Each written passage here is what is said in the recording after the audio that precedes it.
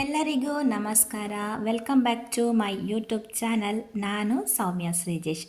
ಇವತ್ತಿನ ರೆಸಿಪಿ ಏನಂತ ಹೇಳಿದರೆ, ನಮ್ಮ ಕ್ರ್ಯಾಬನ್ನು ಬಳಸ್ಕೊಂಡು ಯಾವ ರೀತಿ ಮಸಾಲೆ ಮಾಡ್ಕೊಳ್ಳೋದು ಅಂತ ಹೇಳಿ. ನೋಡ್ತಾ ಇದ್ರಲ್ಲ, ತುಂಬ ಹೆಮ್ಮೆಯಾಗಿರುತ್ತೆ, ತುಂಬ ತಿಕ್ ಗ್ರೇವಿ. ಇದು ನೀವು ಚಪಾತಿನೋ ಪರೋಟ ರೈಸ್ ಎಲ್ಲದರೊಟ್ಟಿಗೂ ತುಂಬ ಚೆನ್ನಾಗಿರುತ್ತೆ. ಒಮ್ಮೆ ಈ ರೀತಿ ಟ್ರೈ ಮಾಡಿ, ತುಂಬ ಟೇಸ್ಟಿಯಾಗಿ ಬರುತ್ತೆ. ನೋಡ್ತಾ ಇದ್ರಲ್ಲ, ಬಾಯಲ್ಲಿ ನೀರು ಬರ್ತಾ ಇದೆಯಲ್ವಾ. ಇದನ್ನು ಯಾವ ರೀತಿ ಮಾಡ್ಕೊಳ್ಳೋದು ಅಂತೇಳಿ ನೋಡ್ಕೊಂಡು ಬರೋಣ ಬನ್ನಿ. ಮೊದಲಿಗೆ ನಾನಿಲ್ಲಿ ತೊಗೊಂಡಿದ್ದೀನಿ, ಇದೊಂದು ಅರ್ಧ KG ಇದೆ ಕ್ರ್ಯಾಬು. ನೋಡಿ, ಸ್ವಲ್ಪ ಮೀಡಿಯಮ್ ಸೈಜ್ ಇದೆ, ತುಂಬ ದೊಡ್ಡದೇನಿಲ್ಲ. ಅದನ್ನೆಲ್ಲ ಈ ರೀತಿ ಕ್ಲೀನ್ ಮಾಡಿಕೊಂಡು ತೆಗೆದಿಟ್ಕೊಳ್ತಾ ಇದ್ದೀನಿ. ನೋಡಿ, ಈ ಥರ ಇರುತ್ತೆ. ನಾನು ಫುಲ್ಲಾಗಿ ಕ್ಲೀನ್ ಮಾಡಿ ತೊಗೊಂಡಿದ್ದೀನಿ. ಅದಾದಮೇಲೆ ಇದನ್ನು ಯಾವ ರೀತಿ ಮಾಡ್ಕೊಳ್ಳೋದು ಅಂತೇಳಿ ನೋಡೋಣ. ಮೊದಲಿಗೆ ಒಂದು ಪಾತ್ರೆ ಇಟ್ಕೊಳ್ಳಿ. ಆ ಪಾತ್ರೆಗೆ ಸ್ವಲ್ಪ ಎಣ್ಣೆನ ಸೇರಿಸ್ಕೊಳ್ತಾ ಇದ್ದೀನಿ. ನಾನಿಲ್ಲಿ ಕೋಕೋನಟ್ ಆಯಿಲ್ನ ಯೂಸ್ ಮಾಡ್ತಾಯಿದ್ದೀನಿ. ನೀವು ಯಾವ ಎಣ್ಣೆ ಬೇಕಾದ್ರೆ ಯೂಸ್ ಮಾಡ್ಬೋದು. ಅದಾದಮೇಲೆ 2 ಈರುಳ್ಳಿನ ಸಣ್ಣದಾಗಿ ಹಚ್ಕೊಂಡು ಸೇರಿಸ್ಕೊಳ್ತಾ ಇದ್ದೀನಿ. ನೋಡ್ತಾ ಇದ್ದೀರಲ್ಲ. ಈ ರೀತಿ ಚಿಕ್ಕದಾಗಿ ಕಟ್ ಮಾಡ್ಕೊಳ್ಳಿ. ಅದಾದಮೇಲೆ ಎಣ್ಣೆಯಲ್ಲಿ ಹಾಕ್ಕೊಂಡಿದ್ದನ್ನ ರೋಸ್ಟ್ ಮಾಡ್ಕೊಳ್ಳಿ. ಈರುಳ್ಳಿ ಸ್ವಲ್ಪ ಚೆನ್ನಾಗಿ ರೋಸ್ಟ್ ಆಗಬೇಕು. ಬೇಗ ರೋಸ್ಟ್ ಆಗಲಿಕ್ಕೋಸ್ಕರ ಸ್ವಲ್ಪ ಉಪ್ಪು ಹಾಕಿದರೆ ಬೇಗ ರೋಸ್ಟ್ ಆಗುತ್ತೆ. ಮತ್ತು ಅದಕ್ಕೆ ಒಂದು 2ರಿಂದ 3 ಹಸಿಮೆಣಸಿನ್ಕಾಯಿ ಹಾಕ್ಕೊಳ್ಳಿ. ಅದಾದಮೇಲೆ ಅದನ್ನು ರೋಸ್ಟ್ ಮಾಡಿ. ಆವಾಗ ಸ್ವಲ್ಪ ಮಟ್ಟಿಗೆ ಈರುಳ್ಳಿ ಚೆನ್ನಾಗಿ ರೋಸ್ಟ್ ಆಗಬೇಕು. ರೋಸ್ಟ್ ಆಗಿದ್ಮೇಲೆ ಅದಕ್ಕೆ ಇವಾಗ ನಾನು ಸ್ವಲ್ಪ ಕರಿಬೇವಿನ ಸೊಪ್ಪನ್ನ ಆ್ಯಡ್ ಮಾಡ್ತಾಯಿದ್ದೀನಿ. ನೋಡಿ, ಈ ರೀತಿ ಸ್ವಲ್ಪ ಸಾಕಾಗುತ್ತೆ. ಈ ಥರ ಆ್ಯಡ್ ಮಾಡ್ಕೊಳ್ಳಿ. ಕರಿಬೇವಿನ ಸೊಪ್ಪನ್ನ ಆ್ಯಡ್ ಮಾಡಿಕೊಂಡು ಅದನ್ನು ರೋಸ್ಟ್ ಮಾಡ್ಕೊಳ್ಳಿ. ಇವಾಗ ಹಸಿಮೆಣಸಿನಕಾಯಿ, ಕರಿಬೇವಿನ ಸೊಪ್ಪು, ಈರುಳ್ಳಿ ಎಲ್ಲ ಹಾಕ್ಕೊಂಡಿದ್ದಾಯಿತು. ಇವಾಗ ಜಿಂಜರ್ ಗಾರ್ಲಿಕ್ ಪೇಸ್ಟ್ನ ಕೂಡ ಆ್ಯಡ್ ಮಾಡ್ತಾಯಿದ್ದೀನಿ. ಅದನ್ನು ಹಾಕ್ಕೊಂಡು ಈ ರೀತಿ ರೋಸ್ಟ್ ಮಾಡ್ಕೊಳ್ಳಿ. ಎಲ್ಲನೂ ಒಟ್ಟಿಗೆ ಹಾಕಿದರೆ ಅಷ್ಟೊಂದು ಚೆನ್ನಾಗಿರಲ್ಲ.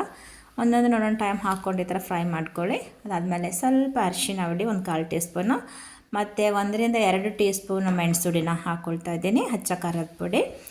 ಅದಾದಮೇಲೆ ಇಲ್ಲಿ ನಾನು ಸ್ವಲ್ಪ ಗರಂ ಮಸಾಲೆ ಯೂಸ್ ಮಾಡಿದ್ದೀನಿ. ಮತ್ತು ನೀವು ಮೀಟ್ ಮಸಾಲೆ ಬರುತ್ತಲ್ವ, ಸ್ವಲ್ಪ ಮೀಟ್ ಮಸಾಲೆನ ಕೂಡ ಹಾಕ್ಕೊಳ್ತಾ ಇದ್ದೀನಿ. ಚಿಕನ್ ಮಸಾಲೆ ಅಷ್ಟು ಚೆನ್ನಾಗಿರಲ್ಲ, ಇದಕ್ಕೆ ಮೀಟ್ ಮಸಾಲೆ ಹಾಕ್ಕೊಳ್ಳಿ. ಸ್ವಲ್ಪ ಮೀಟ್ ಮಸಾಲೆನ ಹಾಕ್ಕೊಂಡು ಈ ರೀತಿ ಡ್ರೈ ರೋಸ್ಟ್ ಮಾಡ್ಕೊಬೇಕು. ಹುಡಿ ಎಲ್ಲ ನೀಟಾಗಿ ರೋಸ್ಟ್ ಆಗಬೇಕು. ಅದಾದಮೇಲೆ ಇದಕ್ಕೆ ನಾನು ಧನಿಯಾ ಹುಡಿ ಬಂದು ಒಂದು 2 ಸ್ಪೂನ್ ಧನಿಯಾ ಹುಡಿನ ಆ್ಯಡ್ ಮಾಡ್ತಾಯಿದ್ದೀನಿ. ಧನಿಯಾ ಹುಡಿಯನ್ನು ಕೂಡ ಹಾಕ್ಕೊಂಡು ಈ ರೀತಿ ರೋಸ್ಟ್ ಮಾಡ್ಕೊಳ್ಳಿ. ಎಲ್ಲ ಮಸಾಲ ಹುಡಿಗಳೆಲ್ಲ ನೀಟಾಗಿ ಈ ರೀತಿ ರೋಸ್ಟ್ ಆಗಬೇಕು. ಅದಾದಮೇಲೆ 2 ಟೊಮೆಟೊ ತೊಗೊಂಡು ಈ ರೀತಿ ಪೇಸ್ಟ್ ಮಾಡಿಕೊಂಡು ಸೇರಿಸ್ಕೊಳ್ತಾ ಇದ್ದೀನಿ. 2 ಟೊಮೆಟೊನ ಹಾಕ್ಕೊಂಡು ಈ ರೀತಿ ಪೇಸ್ಟ್ ಮಾಡ್ಕೊಳ್ಳಿ. ಪೇಸ್ಟ್ ಮಾಡಿಕೊಂಡು ಸೇರಿಸ್ಕೊಳ್ಳೋದ್ರಿಂದ ಗ್ರೇವಿ ತುಂಬ ತಿಕ್ಕಾಗಿ ಸಿಗುತ್ತೆ, ತುಂಬ ಚೆನ್ನಾಗಿರುತ್ತೆ. ಈ ರೀತಿ ಸೇರಿಸ್ಕೊಂಡಿದ್ದಾದಮೇಲೆ ಇದನ್ನು ನೀಟಾಗಿ ಕುಕ್ ಮಾಡ್ಕೊಳ್ಳಿ. ಲಿಡ್ ಕ್ಲೋಸ್ ಮಾಡಿ ಕುಕ್ ಮಾಡೋದ್ರಿಂದ ಬೇಗ ಕುಕ್ ಆಗುತ್ತೆ.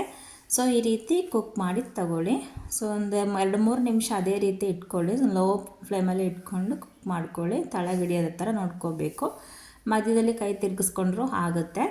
ನೋಡ್ತಾ ಇದ್ರಲ್ಲ, ಇವಾಗ ಆಲ್ಮೋಸ್ಟ್ ಒಂದು ಸ್ವಲ್ಪ ಡ್ರೈ ಆಗಿದೆ ಅದು.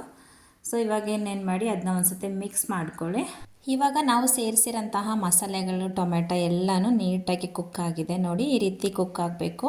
ಅದಾದಮೇಲೆ ಅದಕ್ಕೆ ನಾವು ವಾಶ್ ಮಾಡಿ ಇಟ್ಕೊಂಡಿರೋಂತಹ ಕ್ರ್ಯಾಬನ್ನು ಸೇರಿಸಿ ಈ ರೀತಿ ಮಿಕ್ಸ್ ಮಾಡ್ಕೊಳ್ಳಿ. ಇವಾಗ ಕ್ರ್ಯಾಬ್ ಮಸಾಲೆ ಎಲ್ಲ ಮಿಕ್ಸ್ ಆಗಬೇಕು. ನೋಡ್ತಾ ಇದ್ದೀರಲ್ಲ, ಈಗ ಕ್ರ್ಯಾಬ್ ಒಟ್ಟಿಗೆ ಒಂದೆಲ್ಲ ಮಸಾಲೆನ ನೀಟಾಗಿ ಈ ರೀತಿ ಮಿಕ್ಸ್ ಮಾಡಿಕೊಂಡು ಫ್ಲೇಮನ್ನು ಜಾಸ್ತಿ ಇಟ್ಕೊಂಡ್ಬೇಡಿ, ಒಂದು ಮೀಡಿಯಮ್ ಟು ಲೋ ಫ್ಲೇಮಲ್ಲಿ ಇಟ್ಕೊಂಡೆ ಕುಕ್ ಮಾಡ್ಕೊಳ್ಳಿ. ಅದಾದಮೇಲೆ ಲಿಡ್ನ ಕ್ಲೋಸ್ ಮಾಡಿ ಒಂದು 3ರಿಂದ 4 ನಿಮಿಷ ಕುಕ್ ಮಾಡ್ಕೊಳ್ಳಿ. ಇದೆಲ್ಲ ಬೇಗ ಕುಕ್ ಆಗೋಗುತ್ತೆ. 3ರಿಂದ 4 ನಿಮಿಷ ಕುಕ್ ಆಗಿದರೆ ಸಾಕು. ನೋಡ್ತಾ ಇದ್ರಲ್ಲ, ಇವಾಗ ನೀಟಾಗಿ ಕುಕ್ ಆಗಿದೆ. ಈಗ ಒಮ್ಮೆ ಅದನ್ನು ಮಿಕ್ಸ್ ಮಾಡ್ಕೊಳ್ಳಿ. ಇವಾಗ ಇಷ್ಟ ಆಗಿದೆ ನೋಡಿ, ನೋಡ್ತಾ ಇದ್ರಲ್ಲ, ಈ ರೀತಿ. ಇವಾಗ ನೀವು ಅದನ್ನ ಒಂದು ಸತಿ ಮಿಕ್ಸ್ ಮಾಡ್ಕೊಳ್ಳಿ. ಫ್ಲೇಮನ್ನು ಕಮ್ಮಿ ಇಟ್ಕೊಂಡೇ ಕುಕ್ ಮಾಡ್ಕೊಬೇಕು. ಫ್ಲೇಮ್ ಹೈ ಇಟ್ಕೊಂಡ್ರೆ ಬೇಗ ಅಡಿಗೆ ಹಿಡಿದೋಗುತ್ತೆ. ಅದಾದಮೇಲೆ ನೀವು ಇದಕ್ಕೆ ನಾನು ಸ್ವಲ್ಪ ತೆಂಗಿನಕಾಯಿನ ತೊಗೊಂಡು ಈ ಥರ ನೀಟಾಗಿ ಪೇಸ್ಟ್ ಮಾಡ್ಕೊಂಡು ಹಾಕ್ಕೊಳ್ತಾ ಇದ್ದೇನೆ. ಒಂದು 3-4 ಸ್ಪೂನ್ ಸಾಕಾಗುತ್ತೆ. ಸುಮ್ಮನೆ ತೆಂಗಿನಕಾಯಿ ಮಾತ್ರ ಇದು, ಬೇರೆ ಏನೂ ಸೇರಿಸಿಲ್ಲ ಅದಕ್ಕೆ. ತೆಂಗಿನಕಾಯಿನ ಈ ಥರ ಪೇಸ್ಟ್ ಮಾಡ್ಕೊಂಡು ಹಾಕ್ಕೊಳ್ಳಿ. ಇದು ತೆಂಗಿನಕಾಯಿ ಹಾಲು ಹಾಕ್ಕೋಬೋದು, ಏನೂ ತೊಂದರೆ ಇಲ್ಲ. ಕೋಕೋನಟ್ ಮಿಲ್ಕ್ ಇತ್ತಂದರೆ ಅದನ್ನ ಕೂಡ ಆ್ಯಡ್ ಮಾಡ್ಕೋಬೋದು. ನಾನು ಅದನ್ನೇ ಡೈರೆಕ್ಟಾಗಿ ಹಾಕ್ಕೊಳ್ತಾ ಇದ್ದೀನಿ. ಈ ರೀತಿ ಹಾಕ್ಕೊಂಡು ಲಿಡ್ಡನ್ನು ಕ್ಲೋಸ್ ಮಾಡಿ ಒಂದು 2ರಿಂದ 3 ನಿಮಿಷ ಮತ್ತೆ ಕುಕ್ ಮಾಡ್ಕೊಳ್ಳಿ. ತೆಂಗಿನ ಹಾಲು ಆದರೂ ಸರಿನೇ, ತೆಂಗಿನಕಾಯಿ ತುರಿದಿದ್ರೂ ತೊಂದರೆ ಇಲ್ಲ. ಈ ರೀತಿ ಕುಕ್ ಆಗಿದ್ಮೇಲೆ ಇದಕ್ಕೆ ನಾನಿವಾಗ ಒಂದು ಸ್ವಲ್ಪ ಗರಂ ಮಸಾಲೆನ ಆ್ಯಡ್ ಮಾಡ್ತಾಯಿದ್ದೀನಿ.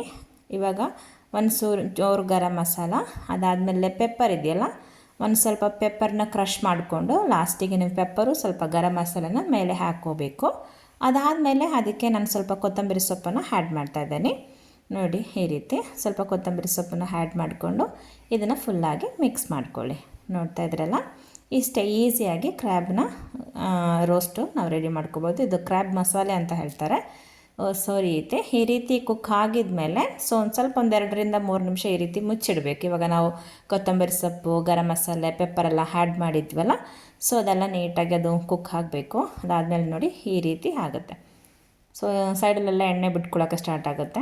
ಸೊ ಇವಾಗ ನಮ್ಮ ಕ್ರ್ಯಾಬ್ ಮಸಾಲ ರೆಡಿಯಾಗಿದೆ.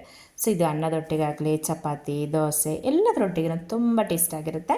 ಸೊ ಒಮ್ಮೆ ಈ ರೀತಿ ನೀವು ಟ್ರೈ ಮಾಡಿ ನೋಡಿ, ನಿಮಗೆ ಖಂಡಿತವಾಗ್ಲೂ ಇಷ್ಟ ಆಗುತ್ತೆ. ಸೊ ನನ್ನ ಈ ರೆಸಿಪಿ ನಿಮಗೆ ಇಷ್ಟ ಆಯಿತು ಅಂದ್ಕೊಳ್ತೀನಿ. ಯಾರಿಗೆಲ್ಲ ನನ್ನ ಈ ರೆಸಿಪಿ ಇಷ್ಟ ಆಯಿತು ಅಂತ ಅಂದ್ಕೊಂಡ್ರೆ ನಿಮ್ಮ ಫ್ರೆಂಡ್ಸ್ ಆ್ಯಂಡ್ ಫ್ಯಾಮಿಲಿಗೆ ಶೇರ್ ಮಾಡಿ. ದಯವಿಟ್ಟು ಹೊಸದಾಗಿ ನನ್ನ ಚಾನಲ್ ನೋಡೋರು ನನ್ನ ಚಾನಲ್ ಸಬ್ಸ್ಕ್ರೈಬ್ ಮಾಡ್ಕೊಳ್ಳಿ. ಅದರ್ ದೆನ್ ಸೌಮ್ಯ ಶ್ರೀಜೇಶ್.